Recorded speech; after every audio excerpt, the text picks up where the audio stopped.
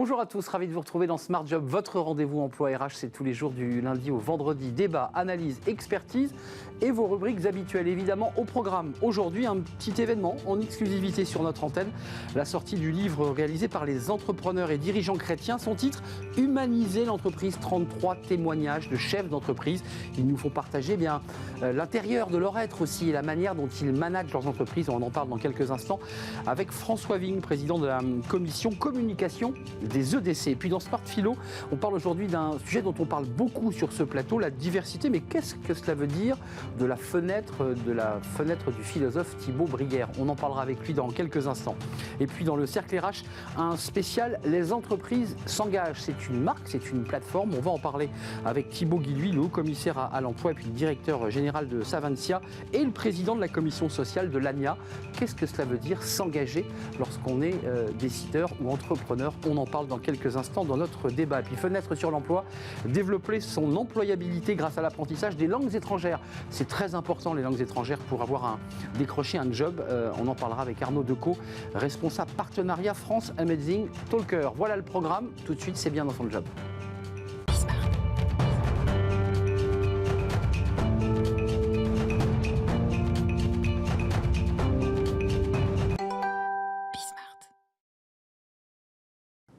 Bien dans son job, et puis pour nous, une petite exclusivité pour l'émission Smart Job avec ce livre. Vous allez découvrir sa couverture.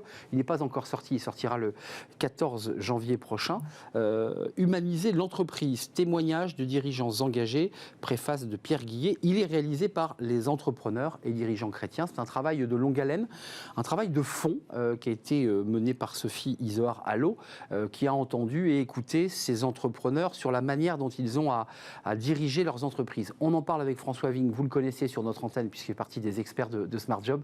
Merci François d'être avec nous. Vous êtes membre des EDC, des entrepreneurs et dirigeants chrétiens évidemment, associé de Sycomore Corporate Finance et par ailleurs en charge de cette commission communication. Donc c'est vous qui présidez à la promotion de ce livre. Préface de Pierre Guillet, faut-il le rappeler. Un mot d'abord sur l'esprit de ce livre. On est dans une campagne présidentielle, François Vigne. On donne la parole à 33 entrepreneurs. C'est quoi? C'est un manifeste? C'est une manière de prendre votre place dans le débat politique avec un grand P? Alors c'est d'abord un témoignage, ou un ensemble de témoignages. Et oui, c'est aussi une façon de s'inscrire dans le débat présidentiel. On parle de beaucoup de choses. On parle de l'entreprise, on parle de l'insertion, on parle des territoires. Et donc tout ça, c'est ce que nous vivons au cœur de l'entreprise. Et nous avons la conviction que l'entreprise peut modestement, mais de façon déterminante, contribuer à changer le monde et à créer un monde meilleur. Et c'est vraiment dans cette démarche que nous avons voulu nous inscrire, partager à travers ce livre, qui n'est pas un livre, on ne cherche pas à donner des leçons, oui, mais à témoigner de ce qu'est notre vie au quotidien, de ce qu'est nos vies d'entrepreneurs et ce qu'est la vie également de nos salariés, parce que toutes nos entreprises sont aussi, je dirais, des projets d'entreprise avec des salariés, des aventures humaines, et c'est également ce dont nous avons voulu témoigner. Oui, c'est ce qu'on retrouve. Alors, vous intervenez dans le premier chapitre, je vais vous aider si vous voulez acheter ce livre et trouver François Vigne, c'est plutôt au début du livre, mais il y a des témoignages assez forts qui sont finalement un peu le fil rouge, qui est de dire « j'ai été ému aux larmes de voir ces collaborateurs avec qui je travaillais s'engager, créer une dynamique, créer même presque la marque employeur de l'entreprise ». Comment vous définiriez, vous, François Vigne, qu'on vous connaît sur des prises de position parfois politiques sur ce plateau, engagé, quels sont les mots que vous vous mettriez comme chef d'entreprise? Vous êtes quel chef d'entreprise? J'essaie d'être un chef d'entreprise, on va dire exigeant mais bienveillant. C'est comme ça que parfois mes salariés me qualifient. Mais avant tout, ce que j'ai découvert, c'est la beauté de l'entreprise, c'est là encore la beauté d'emmener des hommes et des femmes, de leur permettre de grandir, de permettre de contribuer à transformer le monde. Donc on essaie vraiment d'être... Alors le pape utilisait cette image puisque... Il a reçu le livre. Le livre est remis en main propre au pape. Hier vendredi dernier, lors d'un voyage des entrepreneurs, justement des EDC et du bien commun auprès du pape. Ce livre lui a été remis et il utilisait le terme de berger. Mais c'est pas au sens d'un berger qui est là encore, qui uniquement... Il n'y a pas de volonté paternaliste de notre part, mais il y a véritablement d'être... le berger, il guide. Nous sommes là pour entraîner, pour guider et également parfois pour soutenir, parce que le berger, c'est celui aussi qui peut soutenir je dirais la brebis qui s'est un peu égarée. Donc on est là aussi pour tout ça. Et pas dans une volonté paternaliste, mais là encore pour accompagner, pour conduire et pour aider à chacun chacun à se développer. C'est un lien assez fort finalement à travers ce livre, du lien que vous entretenez avec vos collaborateurs, la manière dont vous les accompagnez, que vous les aimez aussi, parce qu'il faut de la confiance, il faut de l'amomour. C'est un mot fort ça chez les chrétiens, l'amour. Ce que vous dites est très juste. Enfin, nous pensons vraiment qu'il faut aimer nos collaborateurs, au sens de, là encore, nous sommes croyants, nous partageons la foi, et donc nous pensons vraiment que nous devons aimer le prochain, et donc nos collaborateurs sont nos prochains. Et c'est en les aimant qu'on les aidera aussi à se développer et qu'on leur permettra de se réaliser, et que nous nous réaliserons tous, parce que c'est dans l'amour que nous nous réalisons tous. Il y a une double question au chef d'entreprise que vous êtes, mais aux citoyens et à l'homme. Être chrétien engagé, c'est-à-dire assumer être un entrepreneur et dirigeant chrétien, il y a à la fois une forme spirituelle et puis il y a une forme sociale et politique. Sur le plan spirituel, comment ça se vit? Comment on vit cela? Parce que votre président avait été interrogé, j'avais lu un article formidable sur la manière dont parfois il était traversé par sa foi, justement dans des décisions d'entreprise. D'accord, je pense que donc nous sommes croyants et nous pensons véritablement à la force de l'Esprit Saint. Et donc nous faisons très régulièrement appel à l'Esprit Saint dans nos décisions. Donc véritablement, et parfois quand on est patron, on est face à des décisions difficiles. En plus, on n'est pas forcément en position de le partager avec beaucoup de monde parce qu'on ne veut pas le partager, ses difficultés avec ses collaborateurs, pas avec ses actionnaires. Et donc la seule personne finalement avec laquelle on peut le partager souvent, c'est le Seigneur et c'est Saint-Esprit qui nous aide à prendre les meilleures décisions possibles. Mais vos collaborateurs le savent. Alors, ils le savent. Là encore, nous sommes dans une république laïque en France. On n'est pas là pour imposer notre religion. On n'est pas là pour faire du prosélytisme. Mais on est là aussi, si nous voulons être des chrétiens cohérents, on doit aussi vivre notre foi au quotidien. Donc, c'est par nos actes que nous essayons de témoigner notre foi, pas dans un discours, mais là encore par nos actes. Et en espérant, parce que, là encore, la plus grande difficulté pour un chrétien, c'est d'être à la hauteur du message qu'il veut véhiculer. Et nous sommes tous pécheurs, nous sommes tous faibles. C'est la conclusion du livre. On a nos faiblesses et ça serait vraiment dommage d'abîmer le message du Christ par nos propres comportements. Donc nous en avons bien conscience, donc on n'est pas là encore pour faire la leçon aux autres, mais pour témoigner par nos actes du monde que nous voulons construire ensemble. Ça, c'est l'aspect, je dirais, intérieur, spirituel, c'est la force qui vous guide, qui vous porte. Et puis, il y a les enjeux, je dirais, plus économiques, plus organisationnels. Qu'est-ce qui distingue un entrepreneur chrétien d'un entrepreneur, je dis, classique, qui ne s'affiche pas ni chrétien, qui peut d'ailleurs même s'assumer totalement laïque? C'est quoi la valeur ajoutée? La participation, l'intéressement, l'idée que les collaborateurs sont des acteurs à part entière? C'est quoi les éléments plus politiques? Alors là encore, je pense que nous ne vivons pas notre foi avant tout comme un instrument de management. Mais mis à part ça, nous sommes convaincus que nous sommes sans doute meilleurs en étant chrétiens que si nous n'étions pas. Et là encore, sans vouloir donner de leçons. Et donc, nous, ce que nous pensons, c'est que la force que nous avons dans l'entreprise, c'est la force du collectif. C'est la capacité à entraîner des hommes et des femmes, à leur donner une dimension plus importante. Ce livre, finalement, il part de la création d'entreprise jusqu'à sa transmission.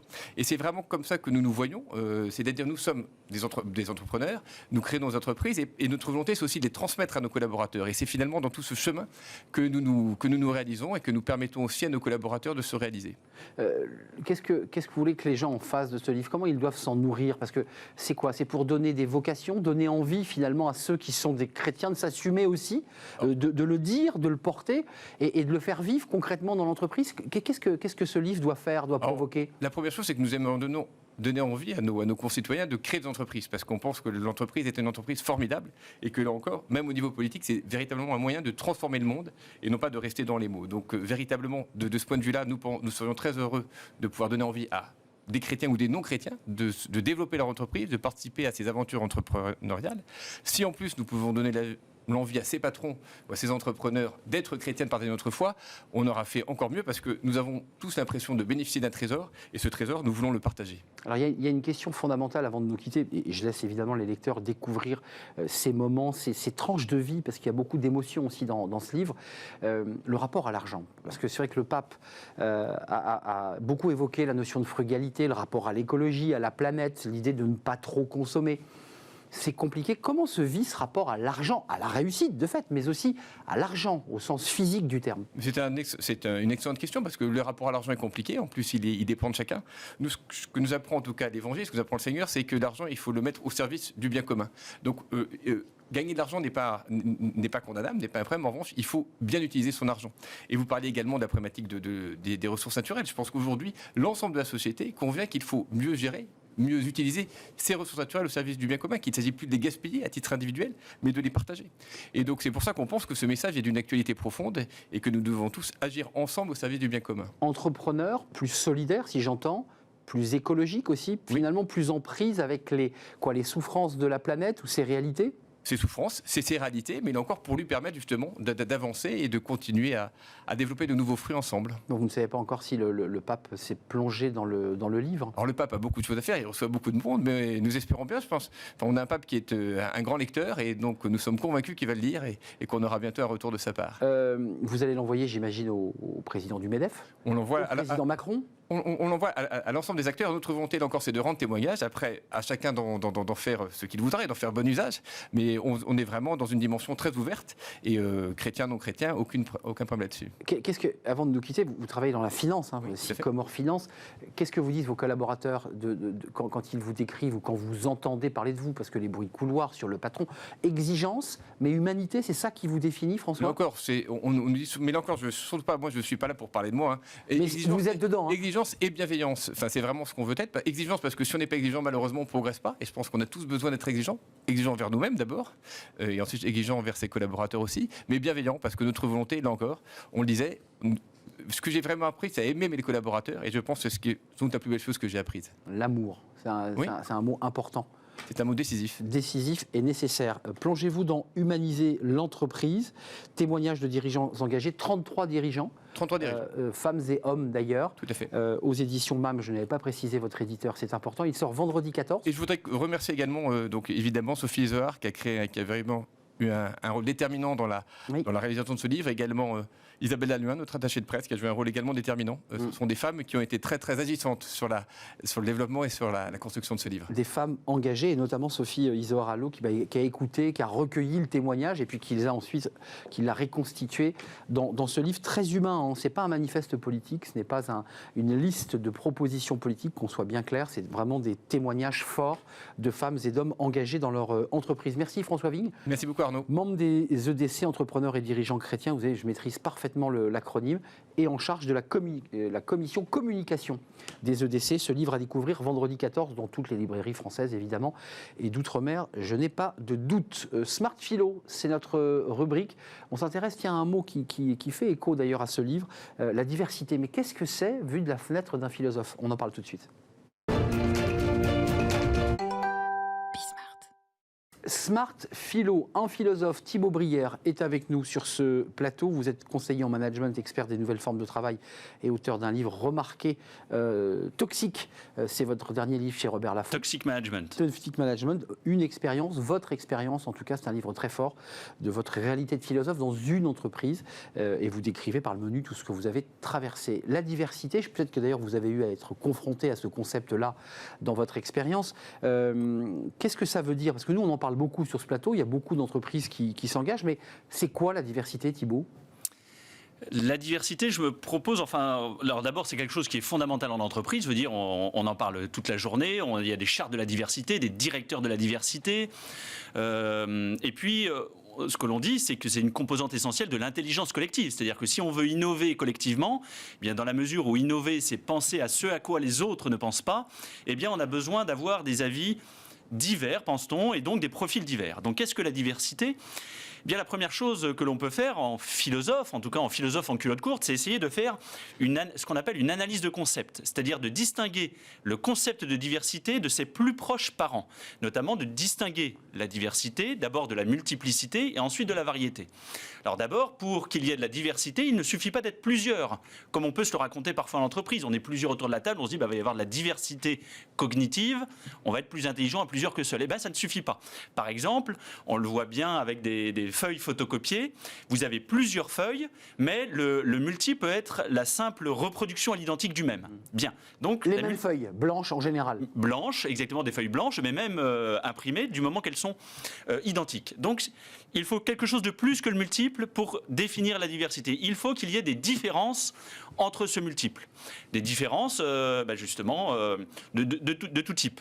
Mais même plusieurs éléments avec des différences ne suffisent pas encore à définir la diversité parce que des variétés, des différences, il peut y en avoir de simples nuances, de degrés, et ça peut n'être que de simples variantes du même.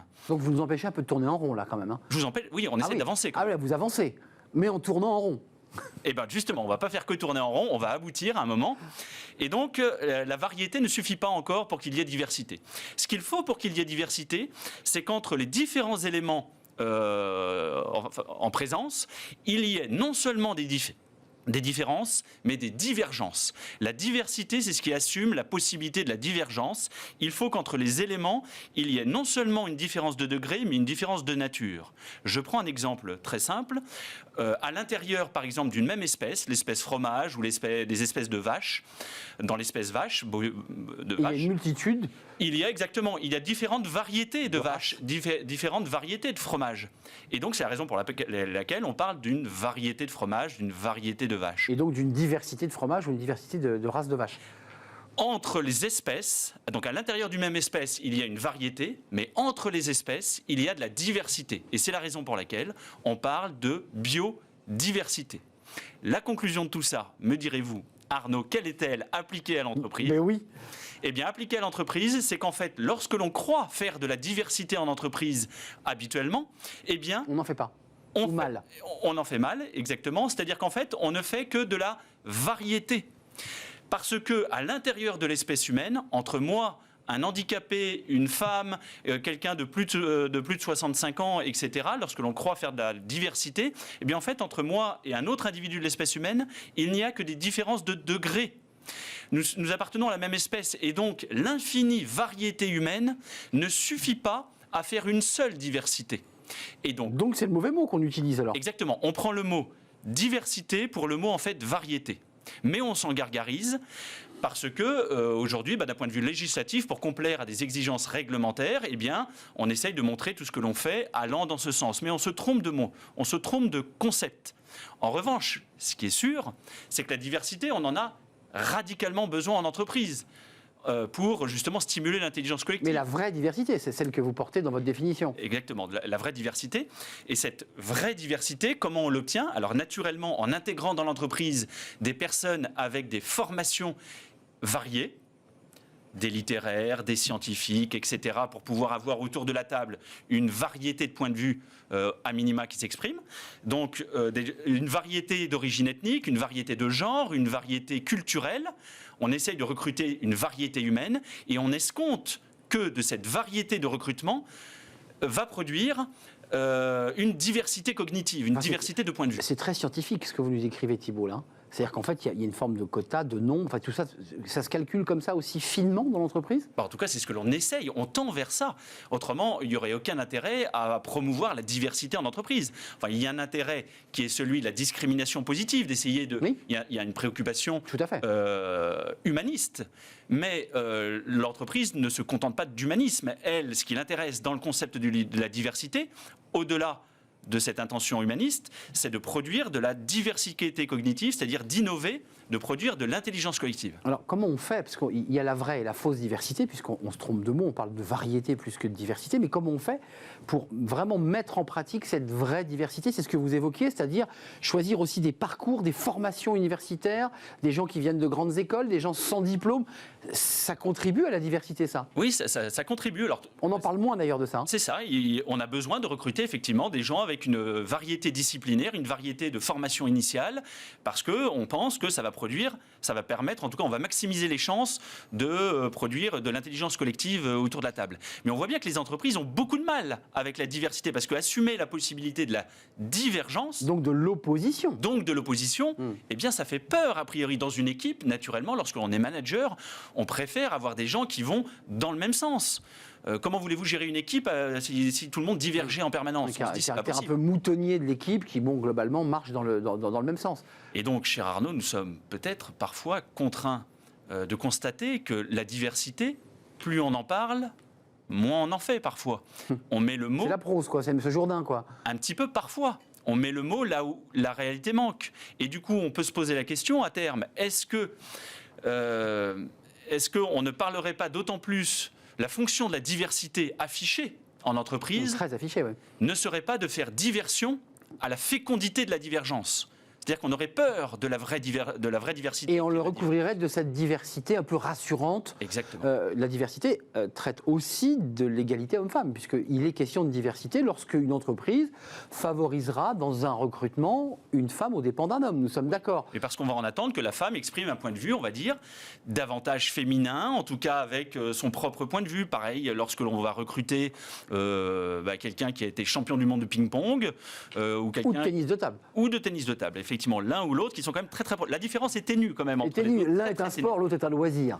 Bien sûr. Je m'adresse là à un amateur de tennis de table. Et bon voilà, donc on en escompte. Donc vous y voyez quoi, une forme, un peu comme on le fait pour l'écologie, pour conclure, une forme de greenwashing, c'est-à-dire d'utilisation un peu dévoyée de ce mot, et donc d'un petit mensonge, ou est-ce qu'il y a quand même une vraie sincérité dans les entreprises? J'y vois plutôt de la maladresse, simplement. Ouais, c'est ça. J'y vois simplement de la maladresse. Les entreprises ont conscience. Il y a un paradoxe, en fait. De même qu'on peut savoir que l'on doit maigrir, mais on n'ose pas s'en donner les moyens. L'entreprise sait intellectuellement, généralement, qu'elle a besoin de diversité cognitive en son sein, mais elle recule devant le fait de produire de la divergence. Et donc, ce qu'il faudrait, c'est une plus grande variété de recrutement, par exemple, notamment donner davantage de place, je pense, aux littéraires, aux formations critiques. Mais ensuite, une fois qu'on a recruté des gens variés dans l'entreprise, la plupart du temps, la culture d'entreprise homogénéise tout ça. Une seule tête, rien ne dépasse. Voilà. Et donc ça tue toute idée de diversité réelle. Exactement. Et la diversité réelle, vous l'aurez compris... Arnaud et chers téléspectateurs, vous l'aurez compris, la vraie diversité, elle est de point de vue en fait, elle est d'opinion. Et c'est de celle-ci dont on a besoin. Elle n'est pas constatable sur une carte d'identité, ce n'est pas quelque chose d'objectif, de visible.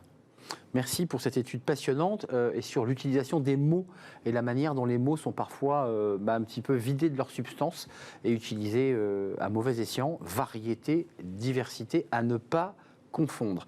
Toxic Management chez Robert Laffont, c'est votre livre. Merci à vous Thibaut Brière d'être venu nous rendre visite. Philosophe en entreprise, toujours passionnant. On fait une courte pause, on va s'intéresser. Tiens, alors ce n'est pas un mot vidé de sa substance. On fait une émission spéciale aujourd'hui dans le Cercle RH avec mes invités sur les entreprises qui s'engagent ou les entreprises s'engagent. Ça veut dire quoi très concrètement? Vous allez le voir, c'est très concret. On en parle avec Thibaut Guilhuy, le haut commissaire en charge de l'emploi et de l'engagement des entreprises. Et puis on va en parler avec Laurent Marimbaud, le DGRH de Savencia, mais aussi président de la commission sociale de l'ANIA. Tout le monde connaît l'ANIA, on en parle avec eux. Qu'est-ce que ça veut dire s'engager? On en parle juste après cette courte pause.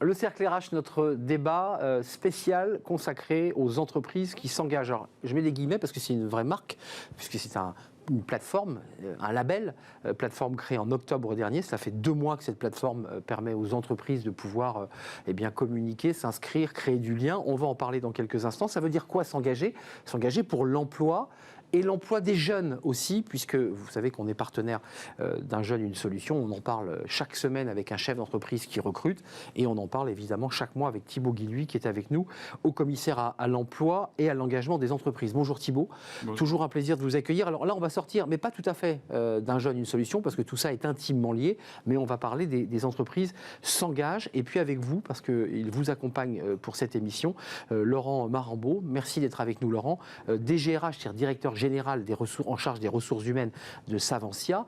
Entreprise, très belle entreprise, 23 000 collaborateurs, 10 000 en France. C'est de l'agroalimentaire, c'est des marques connues, qu'on aime tous, des fromages, plein d'autres choses, du chocolat.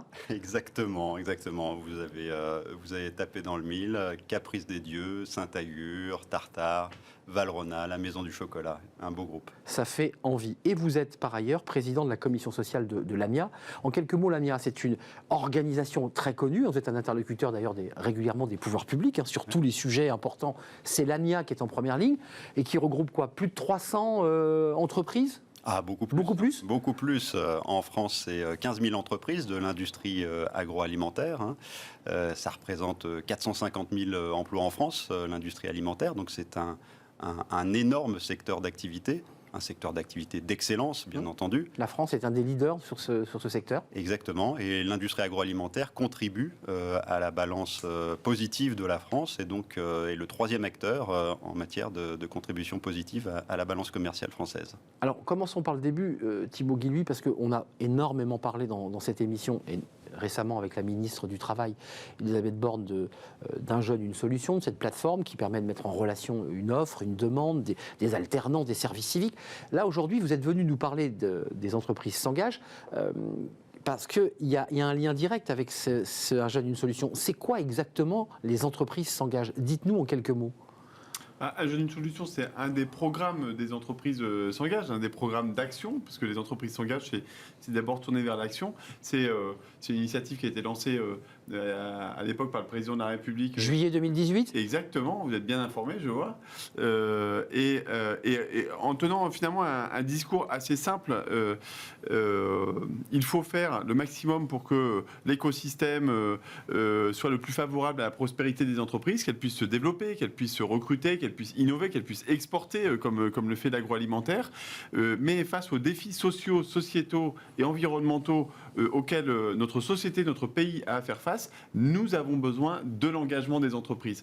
Nous disons, les pouvoirs publics seuls ne peuvent pas résoudre cette équation. C'est ensemble que nous allons y réussir. Et donc les entreprises s'engagent. Eh bien, c'est ce mouvement. C'est désormais près de 27 000 entreprises implantées partout sur le territoire. 95 départements ont organisé même leur club, et où les entreprises disent comment, sur le domaine de l'emploi, de l'égalité des chances, de l'inclusion, nous allons pouvoir agir ensemble pour répondre à la fois à l'intérêt général et à l'intérêt du pays, et en même temps trouver dans cet engagement, dans cette responsabilité sociale, les moyens de développer ma performance et de résoudre certaines des problématiques auxquelles j'ai à faire face. Je vais donner la parole à Laurent Marambeau, mais juste d'un mot pour être pratico-pratique, ceux qui nous regardent, ils vont sur la plateforme, ils s'inscrivent, ils se référencent, ils mettent leur nom, le nom de leur entreprise, ils disent en quoi ce qu'ils cherchent. Quel est l'objectif là, de cette plateforme? Exactement.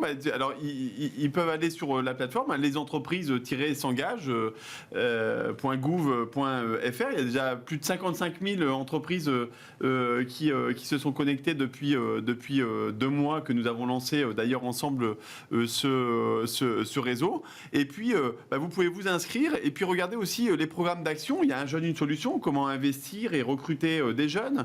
Mais il y a le mentorat, il y a les achats inclusifs auxquels beaucoup d'entreprises sont très sensibles. Comment j'achète local, comment j'essaie de maximiser mon impact social et environnemental par mes achats. Et il y a aussi la question du recrutement dans les quartiers prioritaires de la ville ou des liens aussi même avec le ministère de la Justice, où on a des programmes d'action qui intéressent beaucoup de nos entreprises. Et là, c'est très concrètement, derrière, c'est un guide pour l'action. Donc c'est un lieu où non seulement on va travailler main dans la main avec les services de l'État, les préfectures, etc., pour se dire comment ensemble on peut agir plus facilement et passer à l'action sur les jeunes. Un jeune, une solution, évidemment, on l'a vu tout au long de cette année, c'est le mouvement des entreprises s'engagent, c'est la capacité de chacun, petite ou grande entreprise, à s'engager qui fait qu'à la fin on a des résultats. On a fait un titre, Fédérer les énergies pour créer de l'emploi. Laurent Marambeau, vous parlez avec cette double casquette, mais je sais que vous avez aussi, et vous nous parlez aujourd'hui avec la casquette de l'ANIA, ce groupement qui représente 450 000 emplois. Pourquoi vous avez souhaité vous engager ? Alors déjà parce que l'industrie agroalimentaire est une industrie qui recrute. En France, c'est les 10 dernières années la création nette de 20 000 emplois. C'est la seule industrie qui crée de l'emploi en net en France. Les autres industries, si vous prenez la totalité du monde industriel en France, c'est 200 000 suppressions d'emplois.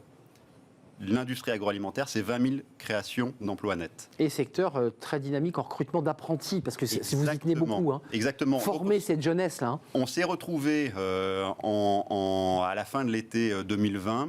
On était en pleine crise sanitaire et l'industrie agroalimentaire tenait à ce moment-là. Et si à ce moment-là, l'industrie a pu tenir, c'est que le pays a tenu lui aussi, et grâce à nos salariés, grâce à l'engagement des salariés et grâce à leur volonté d'aller servir.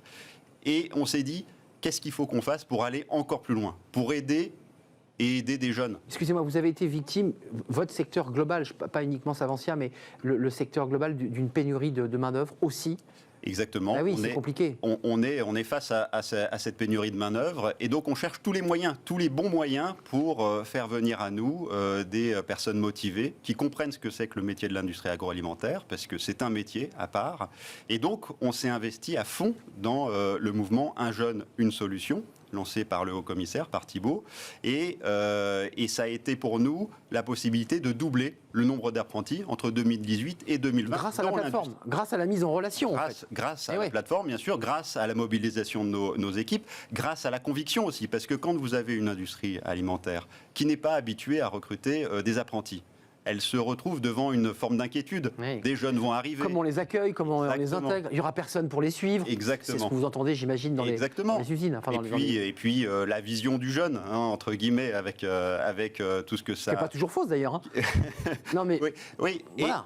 Et ce qui s'est passé était assez extraordinaire. C'est-à-dire que nous avons des entreprises qui ont accueilli des jeunes pour la première fois, des apprentis, et qui ont découvert ce que c'était que d'avoir un apprenti, le regard neuf sur les choses, le respect, bien sûr, du métier, mais aussi un très fort niveau d'engagement. C'est intéressant ce que vous dites, on va voir quelques images, parce qu'on voulait quand même passer ce clip qui est quand même très agréable et qui peut donner aussi envie à travers les images de s'engager.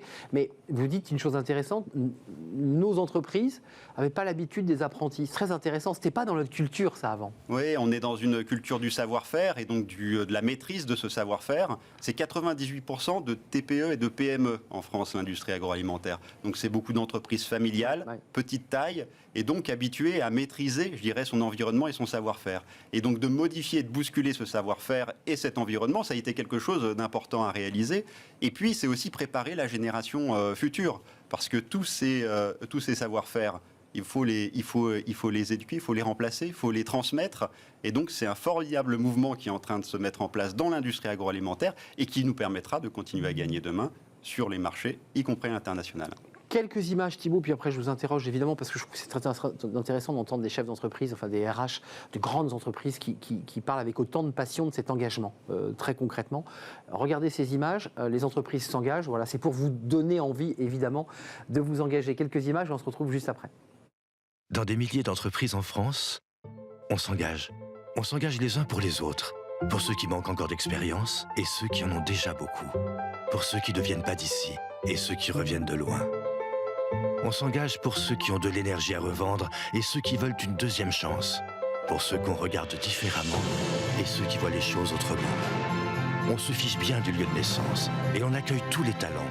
On s'engage pour ceux qui en ont besoin et cela change parfois notre destin. Partout en France, les entreprises s'engagent.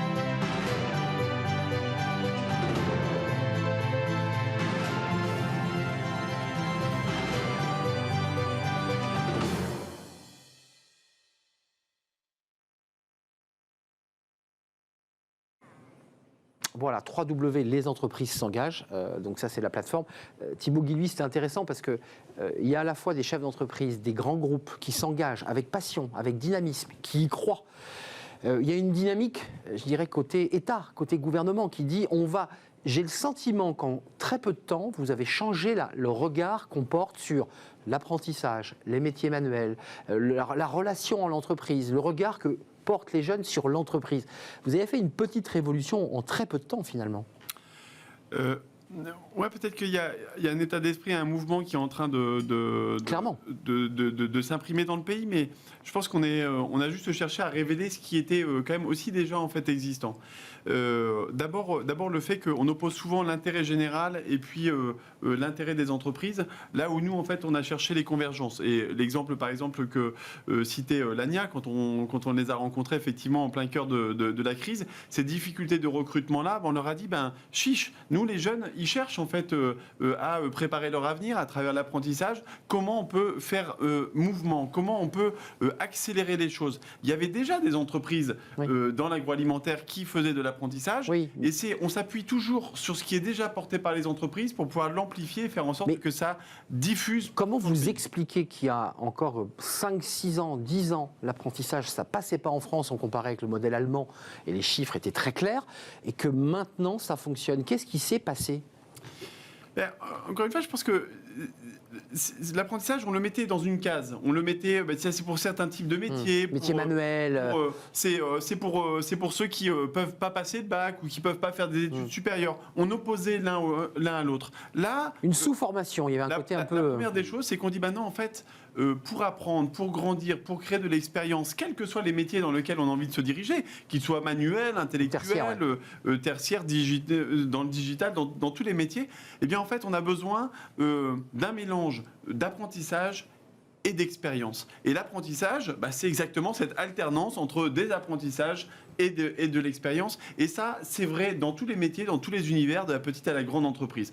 C'est une évidence qui était déjà acquise dans certains autres pays et sur lequel il y a une bataille culturelle qui était à gagner et sur lequel on est en bon chemin, c'est pas terminé. La deuxième chose, c'est de mettre aussi, d'articuler plus les désirs et les aspirations des jeunes avec les besoins des entreprises. Ça, c'est une question. Et donc, de redonner les moyens aux entreprises de jouer finalement ce rôle. Leur donner envie, quoi. Oui, leur donner envie et de simplifier. Maintenant, on a la possibilité pour les entreprises de monter leur propre CFA ou de le monter, ensemble. De plus en plus. De travailler aussi beaucoup sur les parcours de formation à la carte, je dirais, en fonction des besoins, des opportunités des entreprises ou des secteurs. Et simplifier ça, donner le pouvoir aux gens de faire. C'est ça aussi. Et accompagner financièrement, il faut quand même préciser qu'il y a un accompagnement 5 000, 8 000 euros, on en a beaucoup parlé, qui est quand même un plus pour l'entreprise, évidemment. En fait, vous savez, quand on a lancé un jeune, une solution, c'était à la fois une réponse à l'urgence de la crise, on n'avait pas envie une génération sacrifiée, mais c'était aussi d'instiller finalement un vrai changement dans le pays sur sa relation avec entre le marché du travail, les entreprises et les jeunes. Et ces aides financières, elles comptent. Pourquoi ? Parce que elles disent finalement, quand les entreprises, vous jouez le jeu d'accueillir les jeunes, de les former, de leur donner un avenir, eh bien c'est dans l'intérêt de tout le monde en fait de faire ça. C'est un bon investissement social. C'est pas une dépense publique, c'est un investissement social. Et donc l'apprentissage, il faut le préserver et bien comprendre que c'est l'avenir de notre pays qui est en train de se jouer avec le développement de l'apprentissage. Troisième secteur à avoir recruté le plus d'apprentis en 2020, arrêtez-moi si je me trompe, ça c'est l'agroalimentaire. Tout à fait. Comment ça se passe à la fois dans votre entreprise et je dirais dans les entreprises qui sont au sein de l'ANIA? Quelles sont les remontées que vous avez? Les gens disent mais ça fonctionne. On avait des appréhensions, mais finalement ces jeunes ils se sont pliés aux horaires, ils ont appris un métier qui sont pas toujours des métiers faciles. L'agroalimentaire, c'est parfois on travaille sur des légumes, on trie, on porte. Comment ça se passe les retours concrets d'expérience? Eh bien, ça se passe très bien parce que, d'une part, comme on l'a dit à l'introduction, notre secteur emploie. Donc, ce n'est pas un apprenti qui vient faire son apprentissage dans l'industrie agroalimentaire, c'est un apprenti qui vient faire son apprentissage, mais qui a une vraie chance d'enchaîner derrière, de grandir. Et de grandir, et d'être recruté soit dans l'entreprise dans laquelle il a fait son apprentissage, soit d'aller dans une autre entreprise de l'industrie agroalimentaire. Parce qu'à partir du moment où vous maîtrisez les savoir-faire et les savoir-être d'une industrie, vous êtes mobile dans cette industrie et vous avez cette carte de visite. Et vos équipes, tant chez vous Savencia, mais que l'ANIA, se sont adaptées. Elles ont dû aussi s'adapter parce qu'il faut quand même le dire, un jeune qui arrive, il a moins de 18 ou il a plus de 18, ça reste un jeune, il faut quand même l'encadrer, il faut le suivre, il faut lui donner envie, il faut qu'il soit à l'heure au travail. Enfin, tout ça, ça demande un petit travail supplémentaire pour les équipes quand même. Oui, tout à fait. Il faut le dire, il faut être cash. Il y a ça, et puis il faut les aider aussi. Le logement, par exemple. Clairement. Le logement, c'est un sujet pour un apprenti. Le sujet. Je ne peux pas me loger, je suis à 25 km. Exactement, parce que j'ai mon centre de formation des apprentis, j'ai l'entreprise, j'ai mon domicile personnel, et donc ça fait 3 logements. Donc là, les équipes sur le terrain trouvent des solutions, et c'est incroyable. Quand on a l'envie, on trouve les moyens. Et puis, vous en avez parlé, c'est aussi le CFA d'entreprise, le centre de formation d'entreprise. Pour des groupes comme le nôtre, c'est l'accès à la possibilité de créer son propre centre de formation des Vous l'avez fait? Vous êtes Septembre 2022, lancement de la première promotion avec 40 jeunes qui vont intégrer le centre de formation des apprentis de Savencia, effectivement. Et c'est-à-dire pour quel type de métier? Qu'est-ce qu'on apprend dans un CFA Savencia? Alors, il y aura deux formations, conducteur de ligne et pilote de maintenance. Donc, vous avez deux formations très professionnels qui vont permettre à des jeunes de rentrer d'abord chez Savencia, parce que ça sera la priorité, mais aussi d'accéder... C'est la règle, hein. Bien sûr. Les 40 seront ensuite ventilés sur le groupe. Exactement. Et donc ça veut dire que c'est un diplômant au sens, c'est un diplôme qui leur permettra, s'ils le souhaitent, de pouvoir rebondir ailleurs. Exactement.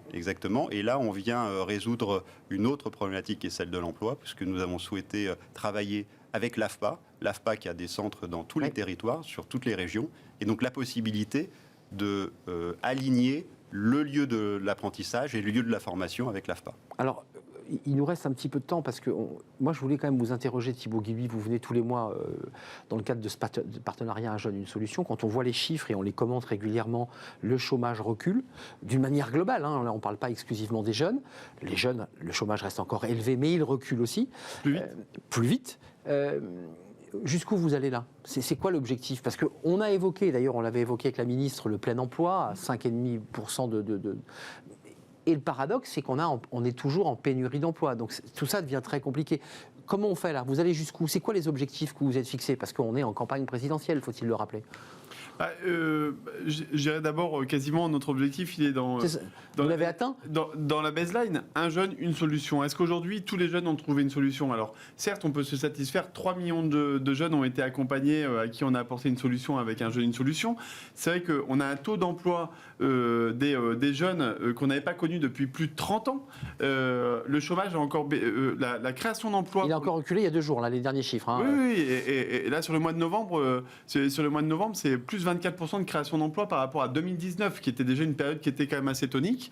Donc, vous voyez, en fait, moi, ce que j'ai envie de dire, c'est que effectivement, il y a certes les politiques publiques et puis les moyens qu'on a mis. Hein, c'est quand même 10 milliards d'euros qu'on a investis pour la jeunesse, mais c'est aussi la somme de tous ces engagements, de toutes ces entreprises qui ont répondu oui à notre appel et qui ont dit oui, effectivement, investir dans les jeunes, c'est une bonne chose pour mon pays et c'est une bonne chose pour moi. Mais maintenant, c'est quoi la suite? Eh bien, c'est qu'il y a encore beaucoup de jeunes qui n'ont pas encore trouvé leur voie et qui sont encore sans emploi, sans formation, sans diplôme. On a un des records européens du nombre de jeunes NEET, comme on dit. Et donc, c'est ce que le président de la République a annoncé il y a maintenant quelques semaines, c'est la mise en place du contrat d'engagement jeune. Ça, c'est au 1er mars. En mars, hein. 1er Certains mars. ont dit que ça arrivait un peu tard. Vous vous souvenez? Enfin, vous l'avez... En fait, vous savez, moi, je suis assez content dans cette démarche-là, c'est que, vous savez, moi j'étais entrepreneur pendant 20 ans, et je suis convaincu que c'est en fait en fabriquant les solutions avec ceux qui font que ça peut marcher. Et donc, soit on fait tomber des choses d'en haut, en pensant que ça va être la solution qui va... et puis ça fait joli, on fait un bel effet d'annonce et puis une belle petite communication politique. Soit on dit c'est quoi notre objectif, c'est quoi notre vision. Notre vision, c'est que c'est insupportable de se dire qu'on passe à côté de jeunes tous les jours, alors qu'il y a des entreprises, et j'en ai visité, j'étais évidemment... Vous êtes beaucoup sur le terrain, il faut quand même le préciser. Chez Saventia, mais dans énormément d'entreprises qui cherchent en fait des pépites. Et moi, les pépites, je les vois dans les missions locales, dans les quartiers, etc. Et c'est comment on réconcilie ça. C'est ça comment on les fait se rencontrer, tout simplement. Exactement. Et pour ça, et c'est pour ça que emploi et engagement des entreprises, c'est les deux facettes d'une même pièce. C'est comment on va accompagner, booster ces jeunes, aller les chercher et leur dire on va vous mettre en activité. Le contrat d'engagement, c'est au moins 20 heures d'activité toutes les semaines, de la remise à niveau, des expériences professionnelles, des immersions, de la formation, le package dont tu as besoin pour te remuscler, pour te remettre en mouvement. Et puis de l'autre côté, je dis aux entreprises, et c'est ça le message aussi des entreprises s'engagent, c'est ouvrez vos portes. Ne passez plus à côté de tous ces jeunes qui, dans le pays, en leur donnant la possibilité de faire leurs preuves par des immersions professionnelles, par le mentorat qui cartonne, près de 100 000 jeunes vont bénéficier du mentorat cette année. Si les entreprises se bougent, ouvrent leur chakra à ces jeunes-là, ça peut marcher. C'est ça le contrat d'engagement jeune. Vous êtes d'accord? Il a fallu, et ça c'est un peu nouveau je trouve, que le monde de l'entreprise rencontre, je dirais, le monde politique au sens institutionnel. Parce qu'auparavant, chacun se tournait un peu le dos. Ouais. Et là, j'ai l'impression qu'il y a une capacité de se parler et d'avancer ensemble. C'est le sentiment que vous avez eu, parce que vous n'êtes pas, c'est pas votre première année d'expérience dans le métier. Vous avez bien vu ce rapport très, parfois conflictuel. Et là, j'ai le sentiment que les choses se sont adoucies, se sont apaisées. Est-ce que je me trompe? Oui, alors je ne parlerai pas d'un monde politique, je parlerai plutôt d'acteurs mobilisés autour de l'emploi. Et les services de l'État... Très atomisés, finalement, au départ. Voilà, avec leurs réformes, leur restructuration, qui a permis aujourd'hui, pour les entreprises, de se rencontrer autour d'un sujet qui est de trouver un emploi pour tous en France. Et je crois qu'on a fait de beaux progrès. Il y a encore beaucoup à faire. Et l'insertion est quelque chose de très important et sur lequel... l'industrie agroalimentaire, encore une fois, on va s'engager. L'insertion, c'est de prendre les jeunes en difficulté et de leur donner une chance, quoi, de Exactement. se dire vas-y. Un exemple, le programme Archipel, on vient de lancer avec l'IFRIA Île-de-France, qui est le CFA spécialisé dans l'industrie agroalimentaire, Pôle emploi. On a identifié 720 personnes éloignées de l'emploi qui, à l'issue, vont trouver un emploi dans l'industrie agroalimentaire avec un parcours diplômant. Donc ces personnes, depuis 24 mois, elles n'ont pas d'emploi, elles n'ont pas d'activité. Elles rentrent dans l'industrie agroalimentaire, elles ont un diplôme à travers l'apprentissage, encore une fois, et un centre de formation des apprentis. Et nous, on les accueille parce que, d'une part, on en a besoin, on a besoin de personnes pour nous rejoindre, mais aussi, on sait que parce que les acteurs qui sont mobilisés autour de l'emploi vont nous aider à y arriver, eh ben on s'engage. Thibaut Guilluy, avant de nous quitter, c'est un phénomène qui traverse les émissions que nous faisons chaque jour sur ce plateau. C'est ces salariés qui claquent la porte des entreprises. Là, on est dans le front renversé. Vous poussez cette jeunesse à travailler, à entreprendre, à aller faire un apprentissage dans le réseau de l'ANIA. C'est très positif. Et puis, vous avez une partie de collaborateurs qui commencent à dire « Moi, le travail, je me filme, je m'en vais, j'en peux plus, je craque ». Comment vous le regardez, ce phénomène ? Assez paradoxal. C'est le Covid, c'est une perte de sens, c'est l'envie de la tentation de Venise, comme disait Alain Juppé à une certaine époque. Vous savez, quand on lance les entreprises s'engagent, moi, je suis absolument convaincu que demain, l'entrepreneur et l'entreprise qui ne sera pas engagée emmènera en fait son aventure dans le mur. Parce que, en fait, on a besoin de sens, on a besoin de collectif, on a besoin de connexion. Et moi, toutes les entreprises qui sont actives dans les entreprises s'engagent, non seulement, du coup, elles envoient des messages positifs, des messages de sens à l'ensemble de leurs collaborateurs. Et c'est vrai qu'accueillir un apprenti, ça peut parfois être une charge supplémentaire. Petite, oui, c'est vrai. Mais à la fin de l'année, le maître d'apprentissage, il est fier de quoi ? Il est fier peut-être d'avoir changé le destin de ce jeune-là. Et d'avoir le retour de ce jeune, d'ailleurs. Le maître d'apprentissage qui a la possibilité de faire ça, il claque pas la porte. Il remercie presque sa Vancia de lui donner la possibilité de pouvoir faire ça. Là, il met donc, du tout sens. ça, évidemment, ça s'accompagne, ça se forme, mais il y a du sens. Et donc, les entreprises s'engagent. Derrière, on peut s'engager pour les jeunes, on peut s'engager pour les personnes en situation de handicap, on peut s'engager pour l'égalité des chances, on peut s'engager pour le mentorat, on peut s'engager dans tout ça, mais c'est ça qui va faire qu'à la fin, on recréera un lien beaucoup plus fort, constitutif, entre les collaborateurs qui rejoignent une entreprise. Ils ne sont pas attachés seulement à une entreprise, ils rejoignent une entreprise, et donc les entreprises aussi doivent apprendre à être inclusives, c'est-à-dire accueillir finalement cette différence, cette diversité, cette singularité, etc., comme une force dans l'entreprise. Quand ils font ça, ils se mettent en capacité d'écouter vraiment chacun de leurs collaborateurs différemment, et d'être donc plus capables de se projeter vers l'avenir avec eux, et il n'y a personne qui claque la porte dans ces entreprises-là. Mais je me souviens d'un sondage il y a une vingtaine d'années où on avait interrogé les jeunes, ça remonte, je commence à vieillir, où 75% de mémoire des jeunes disaient « Moi, mon avenir, c'est de devenir fonctionnaire ». C'est la peur de l'insécurité. J'ai l'impression que ça aussi, chez les jeunes, il y a tout un mouvement chez les jeunes de vouloir entrer dans l'entreprise, de pouvoir gravir les échelons, et pour certains, de créer leur boîte tout de suite. Enfin, c'est un peu le sentiment que j'ai. Pour revenir sur ce mouvement qui vient même des États-Unis, ça vient des États-Unis. The Great Resignation, qui est ce mouvement de démission massif de salariés qui en ont marre, qui ne veulent plus. Eh bien, le sens, comme le dit Thibaut, c'est essentiel. Le fait que l'on puisse avoir du sens dans son travail, et quand vous travaillez dans l'industrie agroalimentaire, eh bien, vous transformez, quoi de plus noble que de transformer une matière première agricole dans un très beau produit qui, en plus, alimente vos concitoyens. Donc cette fierté, elle existe. Ensuite, on a aussi notre travail à faire sur ce qui va être l'automatisation, la robotisation. L'industrie lourde est très en avant sur le sujet. Oui. L'industrie agroalimentaire, c'est pas la même chose de retourner un fromage à la main et de le retourner avec un robot. La sensibilité, la fragilité de ce produit, elle est très importante. Donc nous avons des grands plans de robotisation qui sont en cours aussi dans notre industrie et qui vont permettre de rendre le travail encore plus attractif chez nous. Merci Laurent Marambeau d'être venu nous rendre visite. Vous faites discret chez Savantia, mais vous parliez au nom de l'ANIA, on l'aura bien compris. Vous êtes le président de la commission sociale de l'ANIA et le directeur général en charge des ressources humaines, donc aux premières loges sur tous ces sujets. Merci, grand merci à Thibaut Guilluy de venir chaque mois nous éclairer sur ces sujets essentiels, l'équilibre de notre économie et de nos vies d'une manière générale. Au commissaire à l'emploi et l'engagement des entreprises, quelques chiffres, près de 26 500 entreprises au sein de la communauté des entreprises s'engagent, dont une vingtaine de mille en soutien direct au plan Un jeune, une solution. Donc on voit bien le lien direct entre ce réseau créé en juillet 2018 par le président Emmanuel Macron. C'est une plateforme, allez donc jeter un œil sur cette plateforme. Les entreprises. Des entreprises s'engagent, allez vous faire référencer, mettez vos kits de communication pour faire vivre ce réseau et cette dynamique. C'était un vrai plaisir de vous accueillir. À très bientôt, dans un mois. D'ailleurs, oui, évidemment, on aura une nouvelle aventure dans un mois. C'était un vrai plaisir. On termine notre émission avec Fenêtre sur l'emploi. Ça n'échappera à personne. Les langues étrangères sont essentielles pour décrocher certains jobs. Je ne sais pas si c'est le cas en agroalimentaire. C'est le cas aussi. C'est le cas aussi dans l'agroalimentaire. On en parle tout de suite dans Fenêtre sur l'emploi.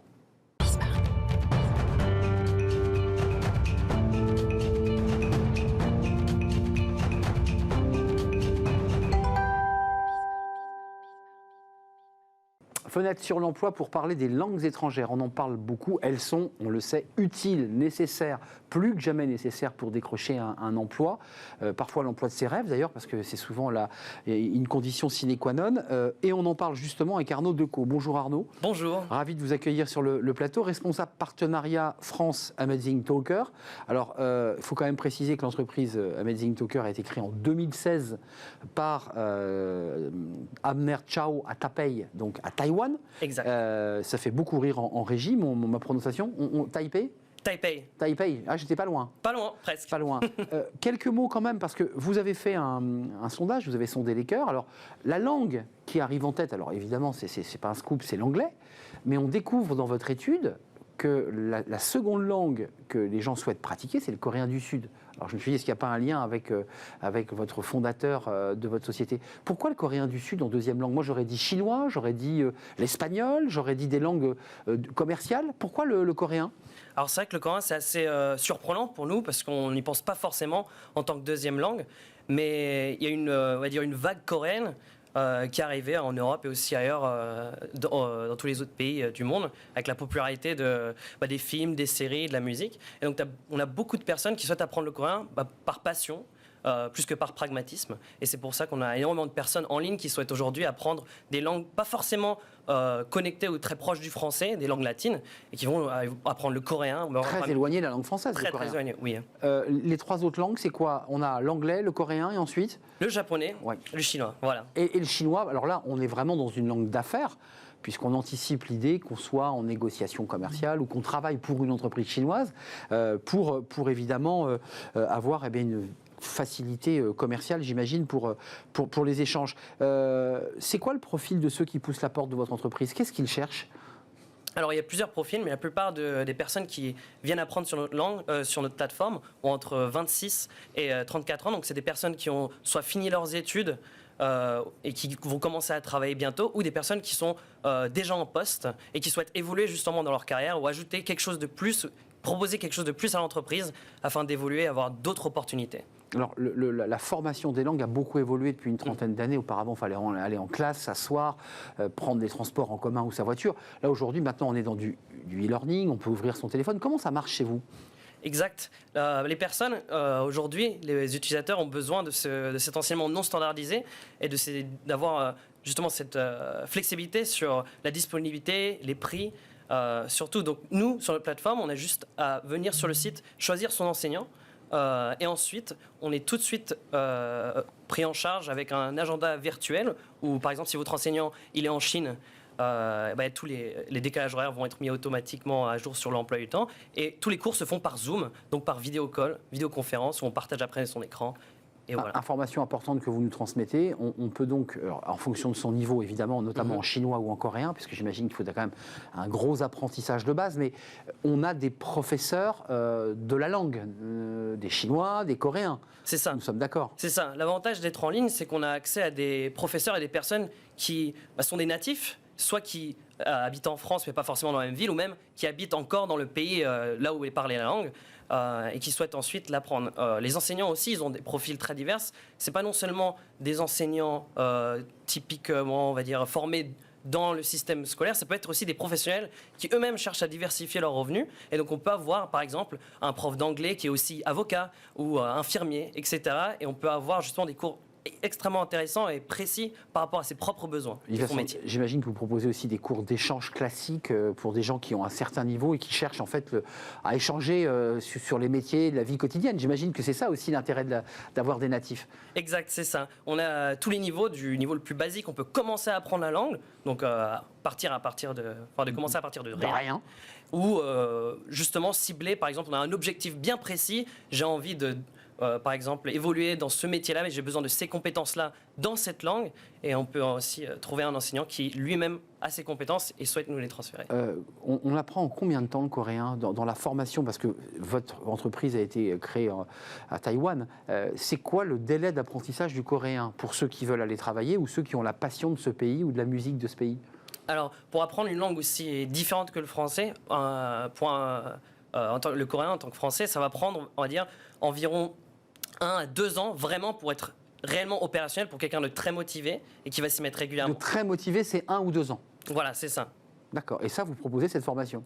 Alors justement, nous, on n'a pas de formation standardisée. C'est ça le principe de... Vous vous adaptez pour chaque demande? Exact. Donc la personne qui va aller sur notre site va trouver une panoplie d'enseignants avec des compétences différentes. Et ensuite, cette personne-là va contacter directement l'enseignant. Et l'enseignant va voir son profil, le prendre en compte et décider...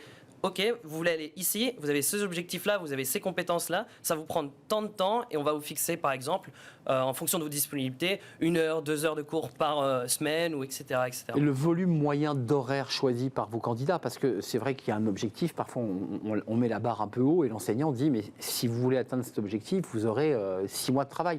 C'est quoi le délai moyen de formation? On y consacre combien de temps à la formation de ces langues, vos clients en tout cas? En général, par semaine, on va y dédier 1 à 2 heures. Sur un mois, on peut faire environ... en moyenne, on a un cours de langue, 1 cours et demi par semaine, on va dire. Juste avant de nous quitter, c'est important qu'on le dise à ceux qui nous regardent, les écarts de salaire entre ceux qui maîtrisent une langue, possèdent une langue, il est important quand même. Il est important et ça varie fortement en fonction des langues. Donc ça va dépendre aussi du métier, donc de l'industrie. Et par exemple, l'anglais, on va dire, c'est la langue de base. Si on la maîtrise d'une manière plutôt avancée, on va dire plus que la moyenne, on va pouvoir augmenter notre salaire normalement, si on suit les statistiques, de 2 à peut-être 5%, mais en suivant les autres langues, on pense particulièrement à l'allemand qui permet d'augmenter son salaire plus fortement. Là, on peut aller jusqu'à 10-15%. Dans les 5 langues que vous avez citées dans l'étude que vous nous avez proposée, il n'y a pas l'allemand. Ça reste une langue un peu oubliée, c'est une langue qui est moins dynamique que les autres? C'est une langue qui est moins dynamique que les autres sur... Moins demandée peut-être? Voilà, moins demandée. C'est aussi peut-être parce que c'est une langue qui est encore apprise, on va dire, à l'école. Et donc, toutes les personnes qui connaissent déjà un peu d'allemand ont l'habitude de ce système plutôt scolaire, tandis que les autres qui recherchent des langues un peu plus niches ou un peu plus nouvelles ont justement un peu le réflexe d'aller chercher des solutions modernes. Arnaud Decaux, vous constatez le paradoxe, c'est que l'anglais, on l'apprend dès la 6e. Oui. Et que c'est pourtant la langue la plus demandée, ce qui est peut-être une interrogation sur la qualité des enseignements des langues étrangères à l'école. Ça, c'est aussi un autre sujet, par contre. Mais c'est un sujet qui vous concerne très directement. Oui. C'est peut-être la raison pour laquelle des candidats poussent la porte de votre structure Amazing Talker parce qu'ils n'ont pas eu le niveau nécessaire ou le bon apprentissage de l'anglais. Oui, je pense qu'il y a un élément qui est très important dans l'apprentissage d'une langue, c'est aussi la confiance qu'on a à la pratiquer et la motivation. C'est quelque chose qui est extrêmement dur à garder soi-même lorsqu'on apprend une langue. Et moi-même, je le connais parce que moi aussi, j'apprends le chinois mandarin. Voilà. Vous en êtes où là dans le processus avant de nous quitter?